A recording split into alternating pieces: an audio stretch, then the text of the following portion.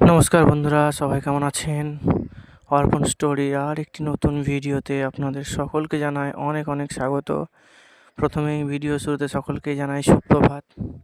আজকে রবিবারের সকালবেলা একটা অন্যরকম অনুভূতি, শীতের আমেজ, যথেষ্ট পরিমাণ ঠান্ডা পড়ে গেছে। এই সমস্ত মাঠগুলো আগে আমি দেখিয়েছিলাম ভিডিও করে, সব বন্যার জলে ডুবেছিল। অনেক জমির ধান নষ্ট হয়ে গেছে এবং যে সমস্ত ধানগুলো নতুন করে পুঁতেছিল আবার সেই সমস্ত ধানগুলো বেশ ভালোই পেকে গেছে, সোনালি ধানে ভরে গেছে। দূরে ওই মিলটিকে দুই দিক থেকে দেখালাম, একবার এদিক থেকে একবার ওদিক থেকে। মিলটি প্রায় তৈরি হয়ে আসছে, আর যদিও তবুও দেখা যায় মাঝে মাঝে মিলটিকে দেখাবো।